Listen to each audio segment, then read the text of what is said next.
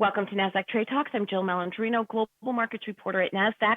Joining me is Phil Mackintosh, Chief Economist at Nasdaq, for an update on the latest COVID-19 news, the U.S. and global economies, and how investors are modeling out the impact of the coronavirus as we look to return to work.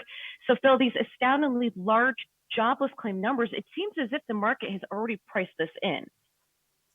Yeah, well and truly, really. I mean, the dramatic sell-off we saw in March was accounting for all this kind of bad news to come through. And for weeks, there's been people talking about unemployment getting to 20 or 30%.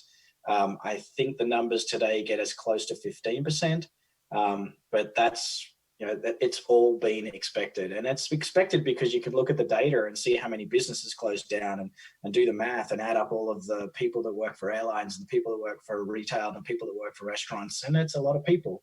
The hope is it's pretty short term. And the reality is, and we can talk a bit more about this today, it's starting to fall, but still at incredibly high numbers. So the 3+ million that have lodged new claims this week is more than 10 times what we used to see as an average new claims per week. But the continuing claims is only 22 million. And I say only because the sum of new claims is adding to more than 30 million now. So there is definitely some people getting back to work somehow and then going back on continuing on new claims as well.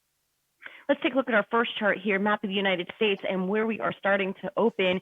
Green seems to be where there wasn't that much of a shutdown presence, but the red states here still firmly in lockdown mode.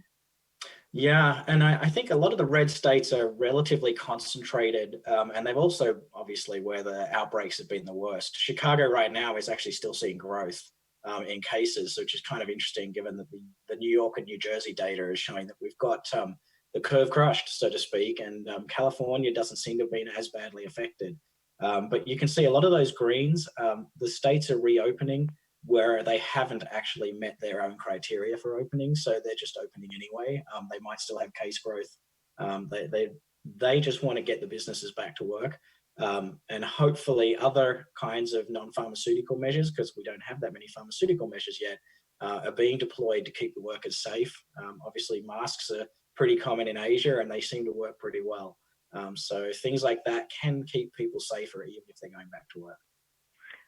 All right, in our next chart here, we can see just how quickly the COVID-19 lockdown went into place. And that goes back to your point before where this could have been priced in because it happened so quick. Yeah, it was. You can see the states that did lock down, and they were big states with big populations, did it all in the space of about 7 days. And all these businesses, so the left-hand chart is looking at small business closures, and then the right-hand chart is looking at hourly employees, hours worked. Both of them fell 50 to 60% in the space of those 7 days. And so that's why people have been forecasting that the unemployment claims will come through in the millions, getting to 20 to 30% in total, because you just add up all those people and work out what that means for unemployment. The hope is it's short term. The hope is, and we've seen this in the COVID curves coming out of China, the disease lasts for 3 to 4 weeks, people recover. We've all been staying home, so we crush the curve. So there's a lot less people with the disease. And as we come back to work, we need those restaurant workers, we need those people running transport. And so those jobs come back just about as quickly, although probably not as quickly as they were shut down. Yeah, I would agree with you on that. Now, if we take a look at our next couple of charts here, and this goes back to what we were saying with the jobless claims and the numbers, and you expect about 15 to 16% unemployment. I think a big part of that as well, not many people are looking for new jobs. They're wanting to get back to work to their old jobs. So the unemployment rate could actually be higher if you peel back those layers. Yeah, anecdotally, I've heard that there's not a lot of people seeking work. They've kind of accepted the reality that their company is shut down and that at least there is decent unemployment benefits. And for the 2 months that it takes for everything to resolve, they don't go out looking for work. It would be kind of pointless for a lot of people because there's not that many jobs out there either, although there's a few companies hiring. But the point here is we saw the dramatic shutdowns in March. That's when the spike in initial claims was expected. It's when it happened. You can see the trail now, and we've been pretty much tracking forecasts as this trailing number of new claims falls over time. And the good news, which is the chart on the right, is that there's already signs of a few people getting back to work. So you can see those lines are with a little bit of a U shape already, and that's before we open up too many of the states. So as we open up the states, all those jobs should come back online. It's just a matter of industry by industry, how quickly do they get back to 60%, 80%, 100%.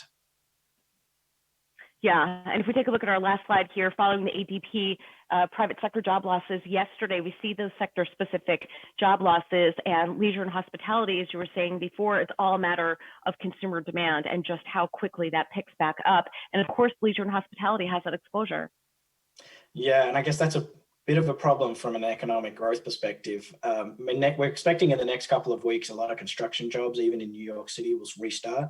So that's a space where the people can wear masks and stay reasonably distanced from each other, and it should be relatively safe. So, we can see a lot of those people going back to work. We can hopefully get manufacturing fired back up as people start to come back and demand more products as well.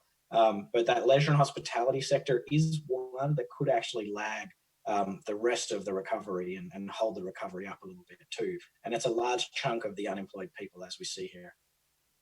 All right, Phil, thanks for joining us as always on Trade Talks. Thanks for having me, Jill.